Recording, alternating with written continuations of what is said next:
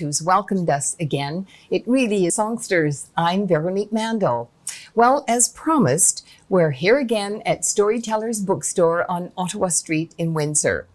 Thank you to our wonderful host, Linda Ward, who's welcomed us again. It really is great to be here in this wonderful space. Well, our first guest this evening is author James Brown. We'll be talking about his book, Rescuing Our Underachieving Sons. I'm so excited to get this conversation started. James Brown was involved in the Ontario education system for 40 years. He worked as a teacher at both the elementary and high school levels, was a vice principal, a superintendent, and a director of a school board. Did a lot. His book examines how our current education system contributes to the underachievement of boys and the factors which result in so many boys failing at school. Welcome to the show. Thank you very much. Thanks for having me. Since I read this book, I have been so excited to talk to you about it. I have sons, and when they were young and in school, I heard many of the stories that you talk about and the situations that you reference in your book.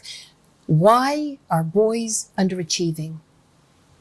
Well, there are a lot of factors, but one of the biggest factor is the fact that, particularly in the elementary panel, it's virtually staffed entirely by women.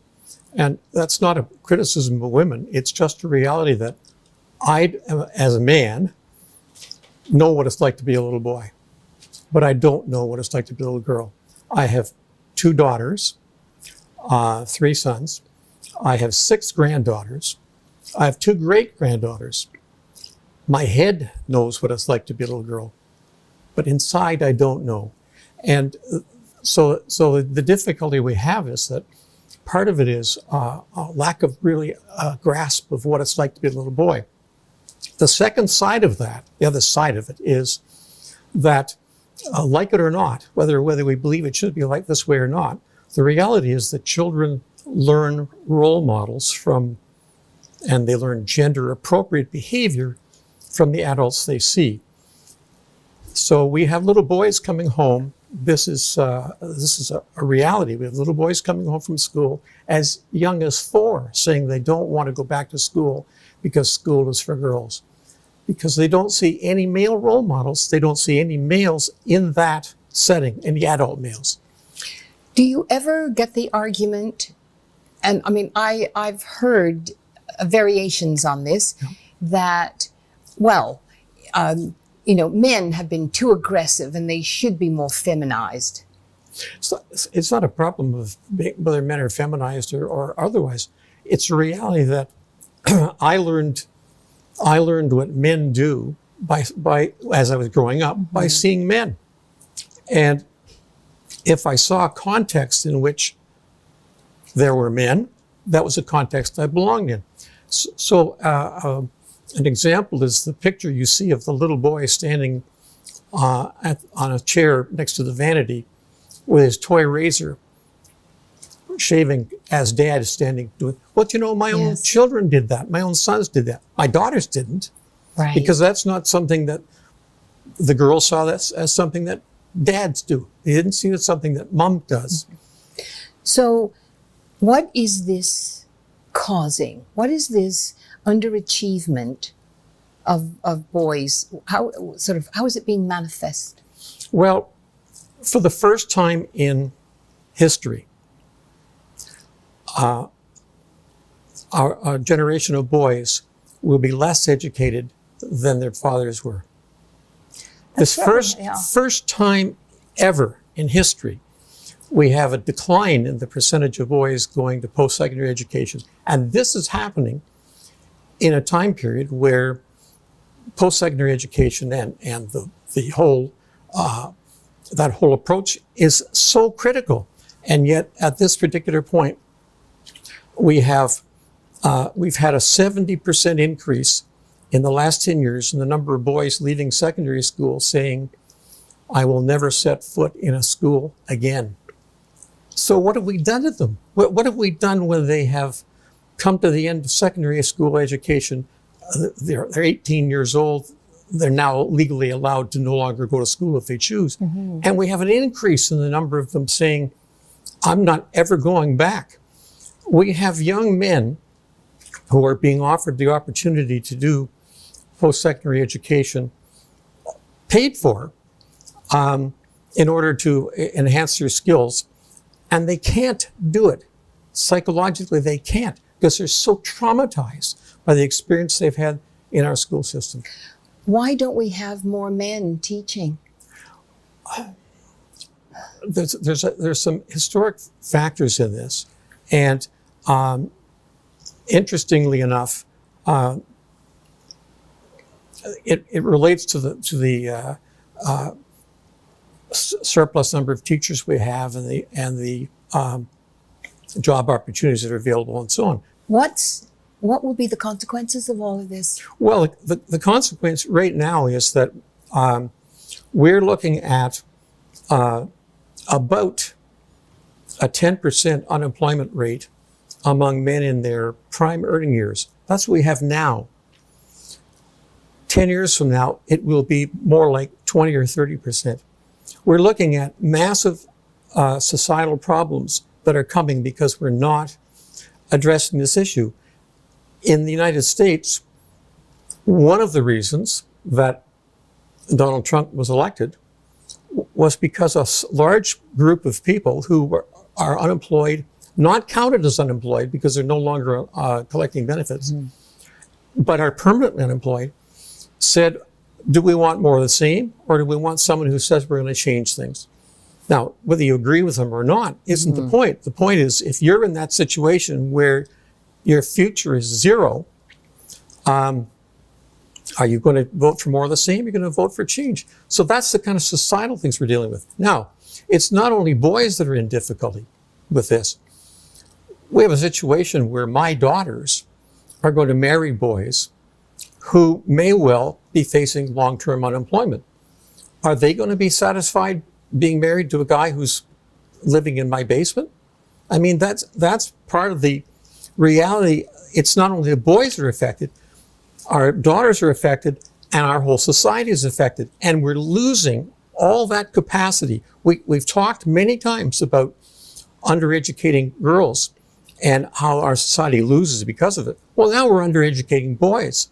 Guess what? Our society is going to suffer from that too. But do you feel that society is not as concerned about that as it was about girls? Because there was this giant movement to get girls educated and rightly so. But do you feel that they're less concerned? The reality is, you and I are talking about this before you read my book. Had you given this a lot of thought?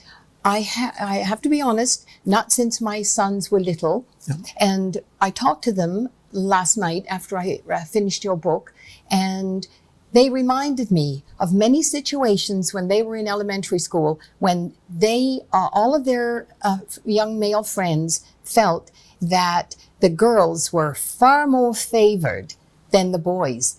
So, I mean, this was 20 years ago. Yes. Oh yes, this is not new, and although it's becoming more and more serious, we used to operate on the basis that if a boy got through elementary school, when he got into secondary school, boys did better than girls because it was a male preserve. It was almost all men teachers. Now we have a situation where the majority of secondary school teachers as well are women. This is not a criticism of women, not a criticism of at all. This is looking at the effect these things have. However, the really important part of that book that you're holding is the part that suggests to parents what they can do. And I want you to tell me that. But first of all, I think we should make it clear that this book is not your opinion. This is not James Brown's opinion. No. The research in here is extensive. Yes, this is, the book doesn't, nowhere in the book do I write, I think. Anywhere you're reading the book, it'll say the research shows, and then it quotes the research. There are over 400 sources in the book. It's footnoted probably 500 times. Tell me, what can parents do? I'm sure there'll be parents listening wanting to know. Well, the biggest thing parents can do for their children in general is read to them, speak to them, listen to them, have conversations with them. And when you speak to your child, it's critical that you look at your child, because babies, for example, we know now that babies are holistic in their learning of language. So they watch your face and they watch your lips move, and that's part of how they learn to speak. Now, unfortunately, we've got a situation where, because parents buy about 10 times as many books as they do for their daughters as they do for their sons, the publishers, 90% of the books publishers publish for young children, for little children, are pitched to girls. The publishers will tell you that. That's not, I think, the publishers will tell you. So as a result of it, yes, I'm going to mention the fact that I have found myself in a situation where I was literally writing books for little boys.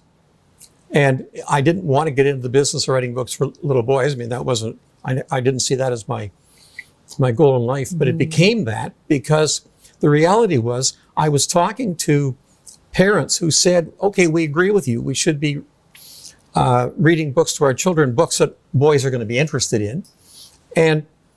But we can't find them. They don't exist. And so that's fine. You tell me that that's what I should do, and I agree with you. But then the books don't exist. So what am I supposed to do? So part of my contribution was, all right, I will work with other people to form teams, and we will write books that are suitable and appropriate for little boys. There is so much more that we could discuss, but very briefly, will the school system change, or are we in a bad period? The school system will not change in my lifetime. That's very depressing. I know it is. And it's depressing for me to even have to say it. But it won't. It's like the school system, and it's not, I'm not criticizing educators here either. It's just the school system is huge, monolithic organization. It's like, it takes a lot of time and space to get it to turn around. And here's what's fundamental. What's fundamental is, if you believe that something is broken, you'll work to fix it. If you don't believe it's broken, you won't. And the education system does not believe that it's broken. Wow, thank you so much. This has been really eye-opening, and I hope that parents who are listening, whether it's, son, daughter, grandson, they really pick this book up, because it will really help. So thank you again. Oh, you're welcome. Thank you. And so, if you're concerned about your boys, and you obviously should be, pick up this book. More importantly, fight for your sons.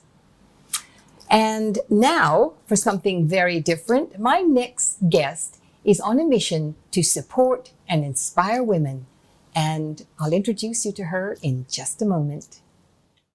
We're here at Storytellers Bookstore on Ottawa Street, and right now I'm going to introduce you to a very interesting woman. Jenn Sadai has written 4 books in her self-esteem series, including her latest one, No Kids Required. She's also written one fictional novel called Her Own Hero, which has been described as a suspenseful roller coaster that proves women have the power to save themselves. Jenn, welcome to Scribes and Songsters. Thank you so much for having me. So, your books makes one feel as though you're a woman on a mission. I feel like that at times. Tell me about your own journey. I had a bit of a turbulent childhood. It was definitely less than perfect, and then made a series of mistakes that followed that kind of put me on the wrong path at a younger age. And it took a long time to rebuild my life and to boost my own self-esteem so I could start feeling like I was worthy of a good life. And with that journey, I thought that it was a great message to write and send to other women. Was there a point where you got that inspiration? Most definitely. I was somebody who, as a child, always wanted to be a writer. I wrote poetry and did well in English, but kind of life took me in a different direction, and I was working all kinds of crazy jobs. And What sort of things were you doing? I was a food and beverage manager at a golf course. I worked in a machine shop as a lunch lady. A lot of different fun jobs, but not really in the field I wanted or what I wanted for my life. And then an uncle who I was really incredibly close with was diagnosed with leukemia. And on the night that I went to see him in the hospital, I kept asking about him, but he was this very selfless, wonderful man who kept asking about me. And when I complained about my job, he looked at me and said, "Why are you a food and beverage manager when you were meant to be a writer?" Wow. And I quit my job the next day. No kidding. I did. That took courage. It did. It was a bold move. Wow. How therapeutic has it been to write these books? Incredible. There's a lot from my past that used to haunt me at times. Sometimes I'd have nightmares or relive moments. Since I got it out on paper, and now that I'm using my story to help others, I don't have those feelings anymore. Like I haven't had a nightmare or a flashback that was negative in years. And I think it's because writing it helped heal. Now, let's talk about your books. So, Dark Confessions of an Extraordinary Ordinary Woman. How much of it is biography? 100%. Yeah. Yes, it's a completely true story. I've bared a lot of my soul in that book. What would people who know you be surprised about? I hid a lot of the problems when I was going through them. I was in an abusive relationship, and it made me very depressed and bitter with life. And I kept that to myself. I didn't want people knowing me as being that person, so I tended to be outwardly, I seemed to have my act together, but I was falling apart inside. I was really interested in how you wrote this and how you set up headings and, no regrets. Maybe I'm not the only one who used that trick when money was tight. You have these subheads that sort of really makes you feel as though you're really galloping through the book and you want to sort of find out what that heading was about. So did you do that deliberately? I did. I wanted it to be almost like a conversation with a person. So you're kind of letting them know little bits of information besides the story itself. There's lessons in there. How do people react? When friends read it, how do they react? There was a little shock at first, especially with that book in particular. And what I was surprised by the most was how many women related to it. I would say it came out in 2014, and over 100 women at least have messaged me because either they went through something like that or they're currently in a situation like that. And that's what kind of makes me feel like publishing it was the right move. It's one of the things I guess authors always hope is that your book will have an impact. And what kinds of things are women saying to you about the impact it's had on them? I've had women tell me they've left abusive relationships after reading it. I get goosebumps even just saying that because that was my ultimate goal. I want women to see that they're worth more. I've had actually men relate to it as well who have been in abusive situations. Not totally set on women. It just happens to be I'm a female, so I have that perspective. And that's something I think many people don't think about. I mean, there are men who are abused because, women are not all little princesses. No. We can be just as nasty as the men. Yeah. It's just that we seem to sort of have more of the men doing the abusing. Yeah, that might just be physical size. That's nature. Yeah. How long did it take you to write it? Each book took me about a year. That was the first one. Wow, that's pretty good going. I've had 5 books in 5 years. Wow. And I have a 6th coming out in the new year. So now, do you have a job besides writing? I have a full-time job. I ended up having to go back to work. I left to pursue writing. Yeah. Worked from home for about a year and a half. Financially, it's a stretch. And we're not rich authors, especially locally. So I did go back. I'm an industrial buyer by day. Is there anything in there that inspires you to write? Sometimes there is, yes. Okay, let's move on to her own hero. This was, now this is fictional, but is there any sort of reality in here? No, I wanted to use my imagination and create a whole different person in life. Yeah, well, you sure did. The first sentence, we always sort of look at finding the ultimate. It was a dark, and stormy night. Got to grab the reader. Yes. I'm not really surprised that I ended up in jail. I mean, it's a great line. What's it about? It's about a woman who makes some poor decisions. It's mirrored in that sense to my first book, but is a very completely different circumstances. Gets into some sticky situations and has to literally fight to save her life. Mm-hmm. And it's centered in Vegas. It starts in Vegas, but Yes. it comes through Windsor and goes into other places in Ontario. Do you like her? I do. I do too. And she's flawed. Yes, That's okay. extremely. Yes. But she's so interesting. And you think, holy smoke, how much more can she get into? So is this like all your imagination, or have you sort of pulled from situations that you've ever seen in your life for her to get into? It was imagination. There was a lot of stuff in there. And also, there's times when she gets into trouble and she responds in the right way, where I think that I would always be worried if I was ever attacked, would I be able to physically fight back? Those kind of situations. So I wanted to make her how I wish I would be. It's very cool. And now, every woman's dilemma, cottage cheese on the thighs. Why'd you write this? Well, that was actually a nickname my ex had given me, and I wanted to turn Charmer. Yes, I wanted to turn it into something positive. And the book is actually about me having the courage to put my butt on the cover, which that is. See, I don't think that's so bad. And I think most women wouldn't think it was so bad. And I don't think they do either. And I think it's more in our head. We visualize ourselves looking so much worse than we actually do.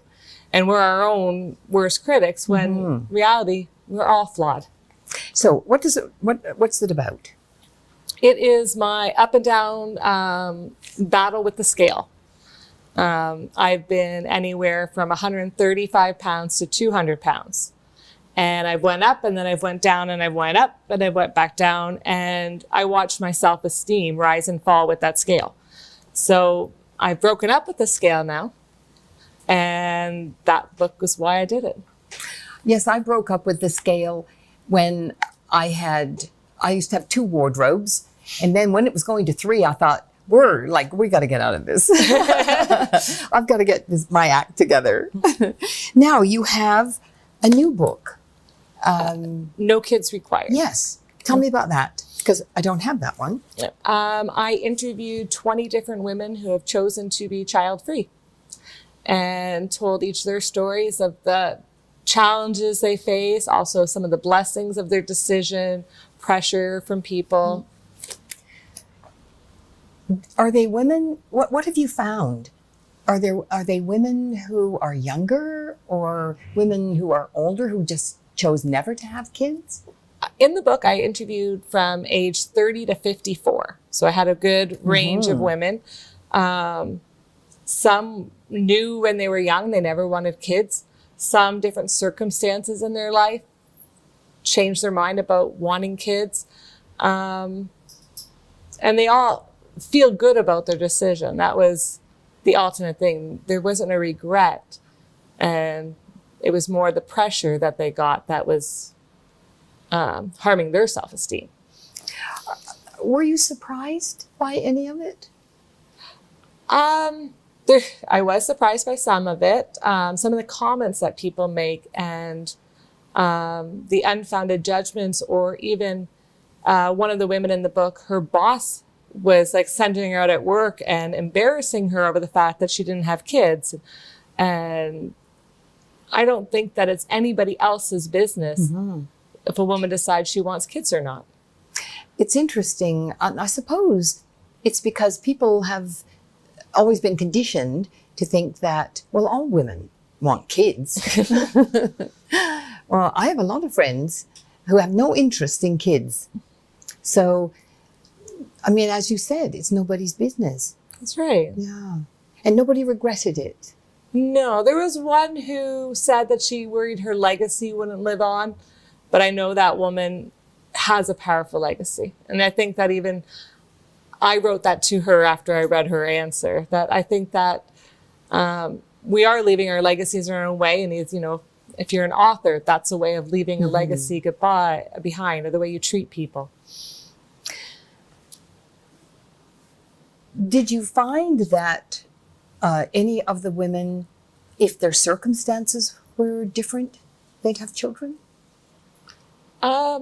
There was 2 out of the 18 I interviewed actually would have children in the right circumstances, but just currently weren't. And they weren't going to make any sacrifices to their own personal plan unless it was the right circumstance. Yeah.